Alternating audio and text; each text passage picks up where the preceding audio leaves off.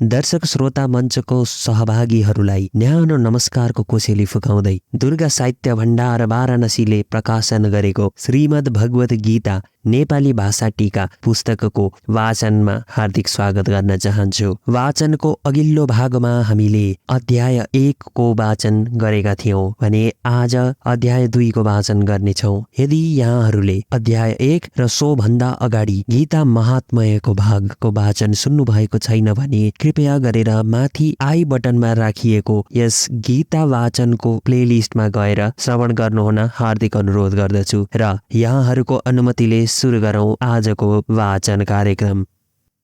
ओम श्री परमात्मने नमः। द्वितीय अध्याय। सञ्जय भन्दछन्, यस्ता प्रकारसँग करुणाले युक्त भएर आँसुले पूर्ण व्याकुल नेत्र पार्ने शोकयुक्त अर्जुनसँग श्रीकृष्णले यो वचन भन्नुभयो। हे अर्जुन, यस विकट अवस्थामा अधोगतिमा पार्ने दुष्कीर्तिकारक श्रेष्ठ व्यक्तिले त्यागेको यो अज्ञान तिम्रो मनमा कहाँबाट आयो? हे पार्थ, नामर्द नहौ, यो तिम्रो योग्य छैन। हे परन्तप, हृदयको क्षुद्र दुर्बलतालाई छोडेर खडा हौ। अर्जुन बिन्ती गर्दछन्, हे मधुसूदन, म रणमा भीष्म द्रोणाचार्यहरूका साथ बाणले कसरी युद्ध गरूला? हे अरिसूदन, ती पूजनीय हुन्। महानुभाव, गुरुहरूलाई मार्नुभन्दा भिक्षा मागेर पेट पाल्नु श्रेय छ। गुरुहरूलाई मारेर यस जगतमा यिनका रगतले मुछिएको राज्य र सुख कसरी भोग्नु? म यो पनि जान्दिन कि के गर्नु श्रेष्ठ छ। यिनले मलाई जित्नन् वा म यिनलाई जितुला। जसलाई मारेर म बाँच्ने इच्छा गर्दिन, उनी धृतराष्ट्रका छोराहरू मेरा सम्मुख खडा छन्। कातरताले स्वभाव नष्ट भई धर्मका विषयमा चित्त मोह भएको म हजुरसँग सोद्धछु, जसले निश्चय श्रेय होस्। यो शिष्यलाई शरणागत सम्झिएर यथार्थ भन्नुहोस्। भूमिको निष्कण्टक धनधान्य सम्पन्न राज्य र देवताको आधिपत्य पाए पनि मेरा इन्द्रियलाई सुकाउने जो शोक छ, त्यसलाई छुटाउन सक्ने देख्दिन। सञ्जयले बिन्ती गरे, राजन, यस्ता प्रकारसँग अर्जुनले श्रीकृष्णमा बिन्ती गरी, हे गोविन्द, म लड्दिन यस्तो स्पष्ट भनी मौन हुँदा भए। हे भारत, दुवै सैन्यका बीचमा शोकयुक्त भएका अर्जुनसँग श्रीकृष्णले केही हाँसे झैं गरी वचन भन्नुभयो। श्रीकृष्ण आज्ञा गर्नुहुन्छ, तिमी शोक गर्नु नपर्नेको शोक गर्दछौ, जान्नेका जस्ता कुरा पनि गर्दछौ, परन्तु ज्ञानीहरू मरेका र बाँचेकाको पनि शोक गर्दैनन्। के म, के तिमी, के यी सबै राजाहरू पहिले पनि थिएनौ? पछि पनि म, तिमी यी सबै राजाहरू रहने छैनौ। जस्तै मनुष्यको यो देहमा बालापन, जवानी, बुढ्याई हुन्छ, त्यस्तै अर्को देह पनि प्राप्त हुन्छ। धीर व्यक्ति यस विषयमा मोह गर्दैनन्। हे कुन्ती पुत्र, सर्दी गर्मी सुख दुःखलाई दिने इन्द्रिय र विषयहरूका संयोग त क्षणभङ्गुर अनित्य हुन्। हे भारत, यिनलाई सहन गर। हे पुरुष श्रेष्ठ, सुख दुःखलाई समान सम्झने जुन धीर व्यक्ति छ, उसलाई यी इन्द्रियहरूले सताउन सक्दैनन्। तिनै मोक्षका अधिकारी हुन्छन्। असत पदार्थ त अनित्य छ, सत जो आत्मा हो उसको नाश छैन। तत्वदर्शीहरूले यी दुवैको तत्व देखेका छन्। अविनाशी त त्यसलाई जान जसबाट यो सारा संसार व्याप्त छ। त्यस अविनाशीलाई नाश गर्न कोही पनि सक्दैन। नाश रहित, अचिन्तनीय, अप्रमेय, नित्य स्वरूप जीवात्माको यी देहहरू नाशवान कहिन्छन्। तस्मात् त्यसकारण हे भारत, युद्ध गर। जो यसलाई मार्नेवाला सम्झन्छ तथा यो जो यसलाई मारिएको मान्दछ, यी दुवै जान्दैनन् यो न मर्छ न मारिन्छ। यो आत्मा कहिल्यै पनि न जन्मन्छ न मर्दछ, न भएर फेरि हुनेवाला छ।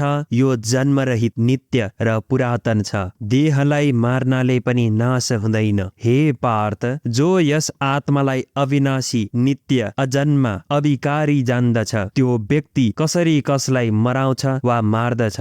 जस्तै मनुष्य पुराना वस्त्रहरूलाई त्यागेर अर्को नयाँ वस्त्र धारण गर्दछ, त्यस्तै जीवात्माहरू पुरानो देहलाई त्यागेर अर्को नयाँ देह लिन्छ। यस आत्मालाई न शस्त्रले काट्न, न आगोले जलाउन, न जलले भिजाउन, न वायुले सुकाउन सक्दछ।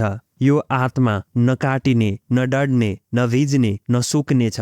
यो निसन्देह नित्य, सर्वव्यापक र अनादि छ। यो अव्यक्त, अचिन्त्य, विकार रहित कहिन्छ। तस्मात् यसलाई यस्तो जानेर शोक गर्नु उचित छैन। हे महाबाहो, यदि तिमी यसलाई सधैँ जन्मने वा सधैँ मर्ने मान्छौ भने पनि यसरी शोक गर्नु योग्य छैन। जन्म लिने अवश्य मर्दछ, मर्ने अवश्य जन्म लिन्छ। तस्मात् तिमीले उपाय नभएका कुरामा शोक गर्नु योग्य छैन। हे भारत, प्राणी जन्म लिनुभन्दा पहिले र मरेपछि पनि शरीरधारी हुँदैनन्, बीचमा शरीरधारी देखिन्छन्। तब शोक के को? कोही यसलाई आश्चर्यवत देख्दछन्, कोही आश्चर्यवत कहन्छन्, कोही आश्चर्यवत सुन्दछन्, कोही सुनेर पनि यसलाई जान्दैनन्। हे भारत, यो आत्मा सबका देहमा अवश्य छ। तस्मात् सबै प्राणीका निमित्त तिमी शोक गर्नका लागि योग्य छैनौ। आफ्नो धर्म देखेर पनि डराउनु योग्य छैन, किनभने क्षत्रियलाई धर्मयुक्त युद्ध भन्दा श्रेय अरू केही छैन। हे पार्थ,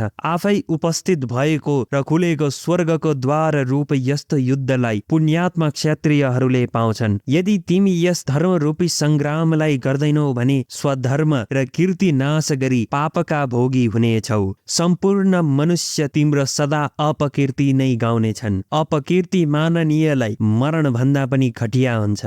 महारथीहरू तिमीलाई संग्राममा डराउने भन्ने छन्। अरू तिमी जसका माननीय छौ तुच्छ हुनेछौ। तिम्रा वैरीहरू तिम्रो सामर्थ्यको निन्दा गर्दै धेरै अवाच्य कुरा भन्ने छन्। तब त्यो भन्दा ठुलो दुःख के होला? हे कौन्तेय, कि मरेर स्वर्गमा जानेछौ वा जिलेर पृथ्वीको भोग गर्नेछौ? तस्मात् युद्धको निश्चय गरेर खडा हौ। सुख दुःख, लाभ हानि, जय पराजय समान जानेर युद्धका निमित्त तयार हौ। यो गर्नाले पाप लाग्दैन। हे पार्थ, यो ज्ञान योगको बुद्धि तिमीलाई बताए। अब यसैलाई बुद्धि योगमा सुन, जुन बुद्धिले युक्त भई कर्म बन्धनलाई नाश गरौला। यसमा प्रारम्भको नाश छैन, पाप पनि छैन। यस धर्मको थोरैले पनि ठूलो भयदेखि उद्धार गर्दछ। हे कुरु नन्दन, यस बाटोमा निश्चयात्मक बुद्धि एउटै छ। अज्ञानीहरूको बुद्धि अनेक शाखाका अनन्त हुन्छन्। हे पार्थ, वेदका वाक्यमा भुलेका अविवेकी यस्तो अरू केही छैन भन्ने जो हुन् मिठा मिठा कुरा बताउँछन्। स्वर्गलाई श्रेष्ठ मान्ने सकामी पुरुष भोग र ऐश्वर्य प्राप्तिका निमित्त अनेक प्रकारका क्रिया गर्दछन्। सकामी व्यक्ति भोग र ऐश्वर्य प्राप्तिका निमित्त अनेक प्रकारका क्रिया गर्दछन्। त्यसले चित्त हरिएका भोग र ऐश्वर्यमा आसक्ति गर्नेको समाधिमा निश्चयात्मक बुद्धि हुँदैन। हे अर्जुन, वेदहरू तिनै गुणका कार्यरूप प्रकाश गर्ने हुन्। तिमी निर्द्वन्द नित्य सत्वमा स्थित अप्राप्त वस्तुको प्राप्ति र प्राप्तको रक्षामा चित्त नलाउने आत्मपरायण हौ। जस्तै ठुलो जलाशय पाए पनि मनुष्य प्रयोजन भर मात्र पानी लिन्छ, त्यस्तै ब्रह्मवेत्ता ब्राह्मणको सम्पूर्ण वेदमा उति प्रयोजन रहन्छ। कर्म गर्नु तिम्रो अधिकार छ, फलमा कदापि छैन। कर्ममा मेरा कर्मको फलानो फल मिलोस् यो हेतु मनमा राखेर काम गर्ने नबन। कर्म नगर्ने पनि तिमी हठ नगर,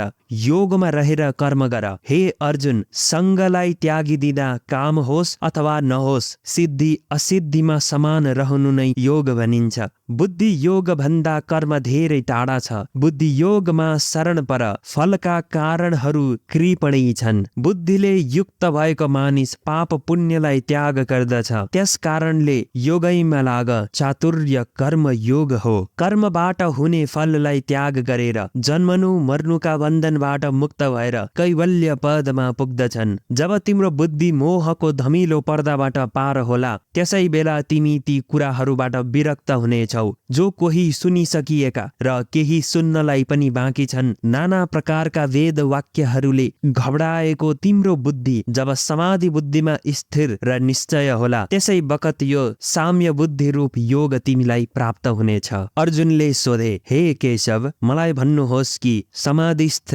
स्थित प्रज्ञ कसलाई भन्नु? त्यस स्थित प्रज्ञको बोल्नु, बस्नु र हिँड्नु कस्तो रहन्छ?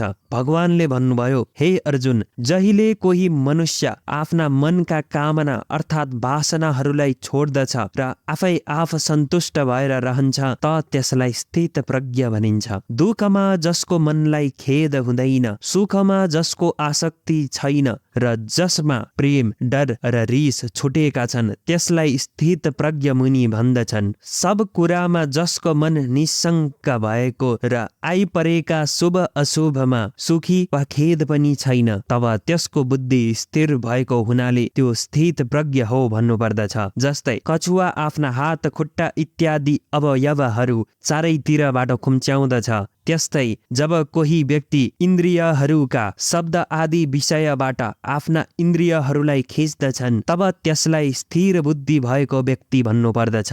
निराहारी व्यक्तिका विषयहरू छुट्न जाउन् तथापि तिनको विषयहरूको रस अर्थात् चाहना छुटेको हुँदैन, परन्तु परब्रह्मको अनुभव भएमा त्यो चाहना पनि छुट्दछ, अर्थात् विषय र तिनको चाहना समेत दुवै छुट्दछन्। हे कौन्तेय, कारण यो छ कि केवल इन्द्रियहरूलाई दमनको निमित्त प्रयत्न गर्ने विद्वानको पनि मनलाई यी बलिया इन्द्रियहरूले जबरजस्ती आफैतिर तान्दछन्। यसकारण यो सब इन्द्रियहरूलाई संयम गरेर योग युक्त मत परायण भएर रहनु पर्दछ, अर्थात् ममा नै एकाश्रय भएर रहनु पर्दछ। यस किसिमले जसका इन्द्रियहरू अधीनमा पर्न आए तब सम्झनु पर्छ कि स्थित प्रज्ञ भयो। विषयहरू चिताउने व्यक्तिको तिनै विषयहरूमा सङ्ग बढ्दै जान्छ अनि त्यस सङ्गबाट यो वासना उत्पन्न हुन्छ कि मलाई यो काम अर्थात् त्यो विषय चाहिन्छ, अनि त्यस कामनाको तृप्तिमा विघ्न भयो भने त्यस कामबाट नै क्रोधको उत्पत्ति हुन्छ।